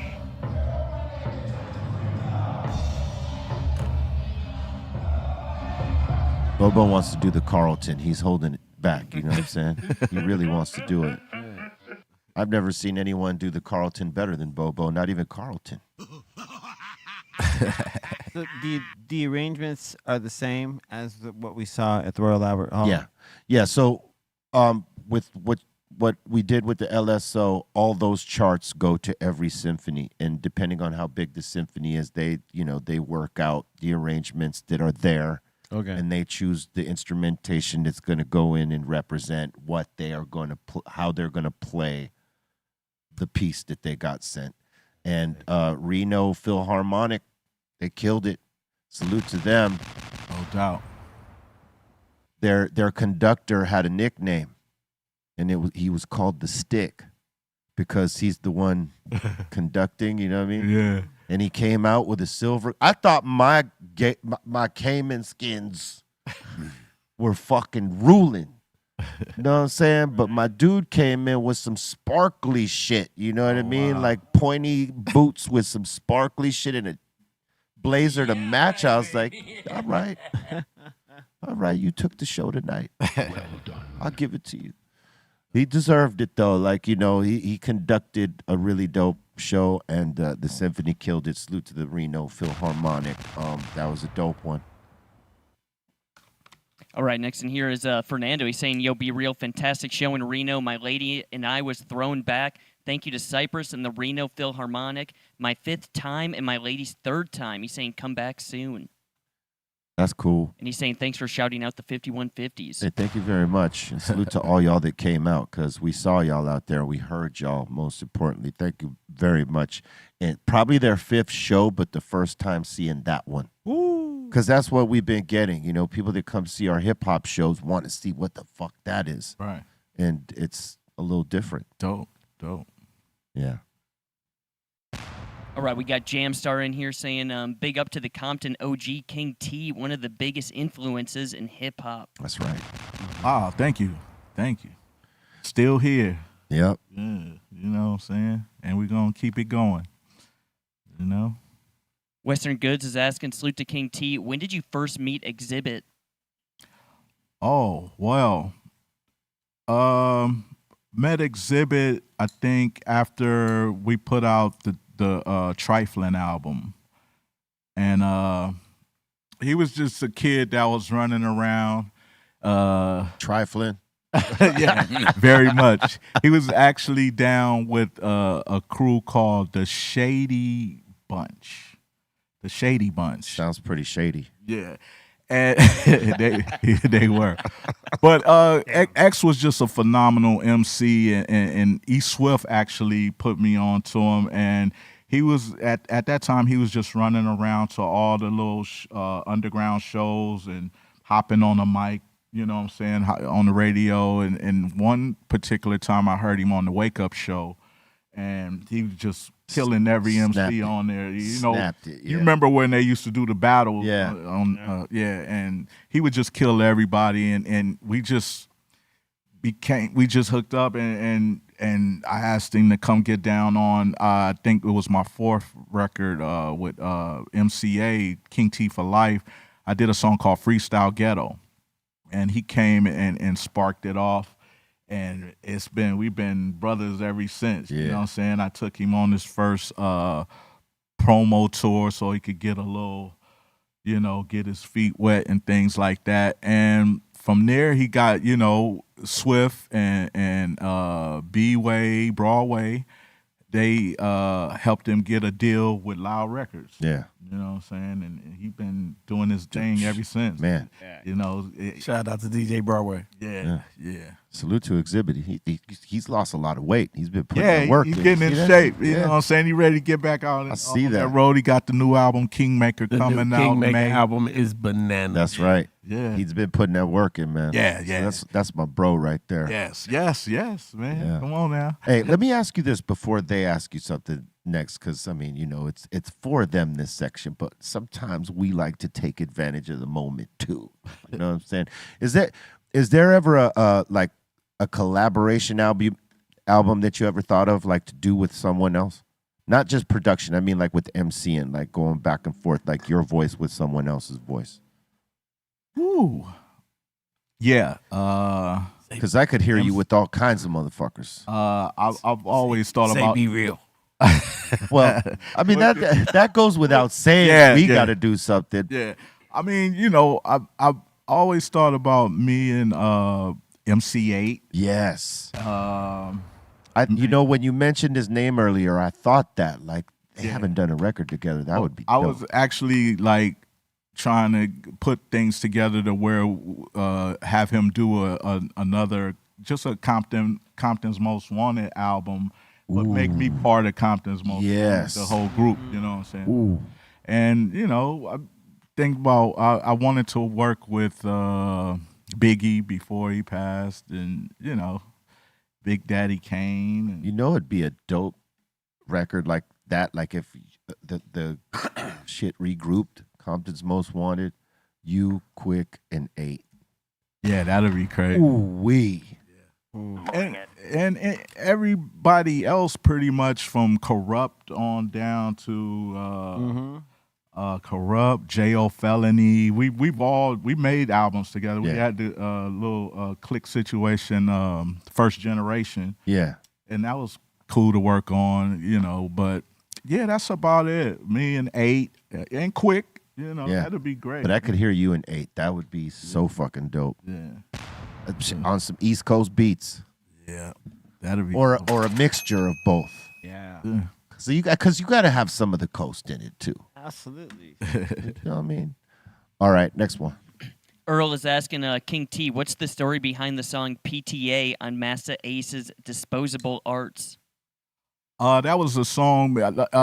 If people don't already know, I've always been a Juice Crew head. Like everybody in the Juice Crew, I was just a big fan of the Juice Crew. Everybody in that crew, and I've. That's funny you asked that question. I would want to work with anybody in that crew from Craig G on down Cool G Rap. Next time Craig G's here, that's my guy though. No, I'm gonna call you because he said he was coming here. I'm gonna call you. I got a studio right there. Yeah, so put you in that shit real quick. And Master Ace, we've been good friends for a long time, and he just asked me to get down. He asked me and J-Ro to get down on that song, and he told us what it was about, and we knocked that out in minutes. And it was like a dream, to work with Master Ace too. I love how fan. I love how he came down to the West Coast and planted a flag here with sitting on Chrome and all that shit. That was a brilliant move on his on his behalf. Ace is my guy, man. Who was your favorite in the Juice Crew, if you had one? Ooh, that's kind of hard. For me, it was G-Rap. I'll say it. Yeah. I would have to go with Kane. Kane? Yeah.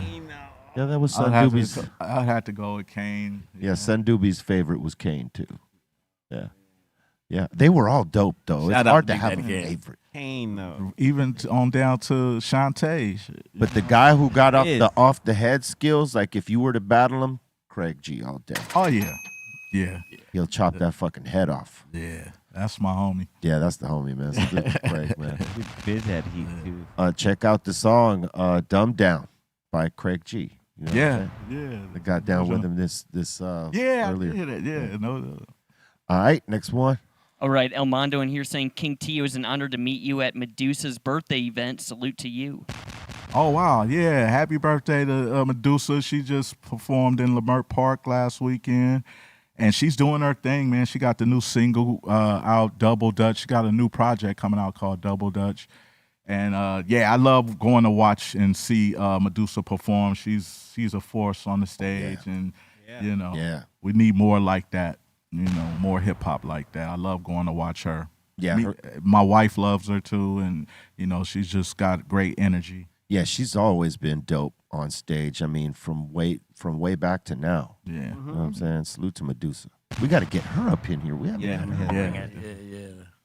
Love one of LA's finest. Absolutely. Yeah. Calling you Medusa for real. I'm calling you. All right, Hercules in here. He's saying first time I saw King T rap was at Hanson Dam with an old school rapper named Too Sweet. Does that ring a bell at all or anything? Kinda. Yeah, you did a lot of shows. Yeah, I mean, my family. People will say that I grew up in the valley, San Fernando Valley, and things like that. Yeah, and I think I remember that, and I think his name was Sweet Tooth, not Too Sweet, Sweet Tooth. It was this other rapper, but that was around the time, like I said, Scotty D had the custom sweatsuit shop in the valley in Pacoima on the corner of Van Nuys and Glen Oaks, and yeah, we used to DJ a lot of parties out there, perform in the park. I DJ'd at school dances out there with Gemini Lover from the 818. Wow. If I said his name right, yeah. DJ Gemini, yeah. But yeah, man, that's my town, man. Love the Valley. There was a lot of Gemini DJs. The I Jam and hope Gemini. I said that right. Jam and Gemini. Then there was Gemini Lover. I think, the Yeah. Mexican cat. There was 2 Jam and Geminis. Wow, for real? Yeah, there was one fronting out there, and the real one from K-Day. Wow. Yeah, I remember him. Yeah. Yeah, he was kind of down with Egypt. Yeah. All right, Mike B in here saying that Licks joint with King T and Diamond D is fire. Oh wow, Fire. The next level. Yeah. I'm not on that joint, but yeah, that's one of my favorite joints from the Alcoholics. Yeah, the next level. Fernando in here is asking the table, what's the worst clean radio version song? What's the worst clean radio version song? Oh, the worst version? I'll say How I Could Just Kill a Man. That's the fucking worst. I hate that shit. I have to agree. Ooh. Yeah. I have to agree. Whenever I hear that, it fucking stresses me out. Yeah. Yeah. A lot of clean versions take away from a song too. Like even when you go back in and try to clean it up, like. Yeah, because I mean, like you're going in there to try to clean some shit up, and you're not really thinking about you want to clean it up. Yeah. So you just do whatever. It works so well for Little John. Yeah, right? Right. Fuck. I wish I had his skills back then, you know what I'm saying? I would have made a better time of it, so when I heard it back, I would be so like, oh. Yeah. What was crazy about Killer Man is that we, as radio DJs, like at Power, we disliked the clean version so much that we learned to do edits on the fly, muting the curse words so we could play the OG version. Yeah. Yeah. That's better. Yeah, you know what I'm saying? It always flowed. The good thing about the clean version now is that I'll never hear it on radio, so it's fucking great. Yeah, great. Marbell in here is asking, what was it like hanging out with Eazy-E back in the day? Oh man, it was just like hanging in, in the neighborhood with your friends. It was a different world back then. You know what I'm saying? When Eazy was a lot. Well, when we used to run together, like I would go over to his house in Compton. He had a little studio in the backyard of his mother's house, and we would just work on mixtapes all day and sell them at the Rhodium and shit like that. I mean, it was just like your friends, your cousins, and it was different back then. And I was sad to lose him. It was terrible. Yeah, he was a pioneer out here too, man. Another legend. And got to celebrate him more. More. Yeah. Yes, indeed. I mean, Eric was cool. He was just a regular cat, you know. He was a neighborhood cat. He had a couple of low riders. He loved, you know. He wasn't really a gangbanger, and he was more of a hustler. You know, he loved the girls, you know what I'm saying? And we just knew the same people in Compton, you know, and we would go from neighborhood to neighborhood selling tapes and, you know, just had that genuine love. And I knew Eric before NWA. You know, when they were doing the Cabbage Patch and things like that, and That Girl and all that, you know what I'm saying? When he was trying to figure out what he, you know, which way they were going to go, you know. He was just trying to find a way to make some extra money. Yeah. You know, giving parties. And he was a businessman. Yeah. Yeah. And he had a great voice. Yes. Yeah. Had a distinctive voice. Yeah. And that's what made him different. Hell yeah. Like a little kid, you know. Yeah, you knew when his record dropped or NWA record. Because, I mean, his voice cut through most things. You know what I'm saying? Yeah, rest in peace. Marbell's also asking, did you kick it with Dresta and Knockout back in the day? Yeah, I actually, that's where I lived when I lived in Compton. When I moved to Compton, I moved into their neighborhood, you know, and it was all love, you know, the whole hood, you know what I'm saying? They from Nutty Block Crip over there. Yeah. That's where I was living at. Yeah. And that's, you know, it was nothing but love. Got love for Dresta and Knockout. I was just with Knockout a couple of weeks ago, and it's still love, still great friends. Yeah, we got to get him up in here.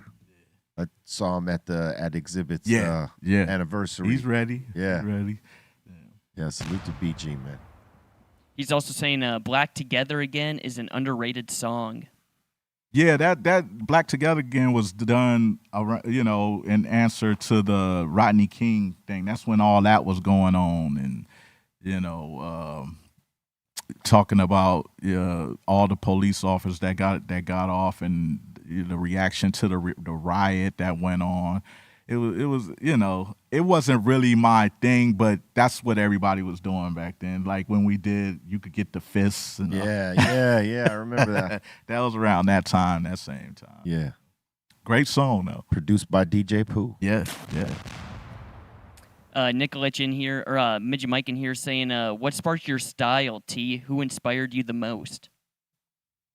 Like I said, very much influenced by the LLs, the Big Daddy Kanes. Let me say this: the first rapper that I latched on to was a guy named Tila Rock. Tila Rock, right? And he was from the same place. LL's from Queens, and I used to try to imitate him. LL.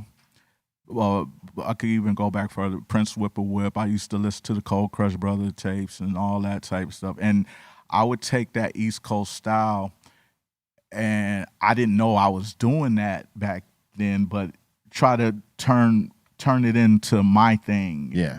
You know, with my voice and my West Coast slang and make it, even though we wasn't really on that West Coast, East Coast thing back then, but just make it California style, like, you know what I'm saying? Didn't want to sound like, even though back then everybody tried to, they probably won't admit it, but everybody was trying to act like or sound like they were from New York. Yeah, it's the truth. Yeah, you know what I'm saying? So it was still a little that little dialect in there, but I tried to make it my own and just come up with something new. And you know, I guess it worked out. You know, I think we were trying to emulate the things that we loved more than anything. You know what I mean? So if it sounded like that, we're like close to what it was supposed to be. Yeah. And other motherfuckers went right outside that box. The shit was crazy. All right. RS is asking, King T, what's the first car you ever had? Oh, wow. The first car I ever had was a car that Ice-T helped me purchase. Was a 70, I want to say a 1982 two-door Cadillac Brougham on gold date.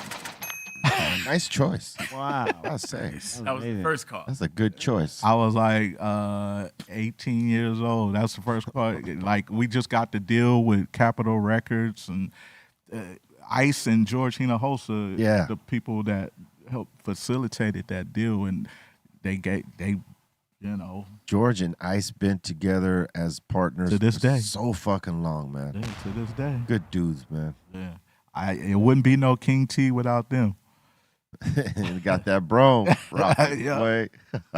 On gold Dayton's.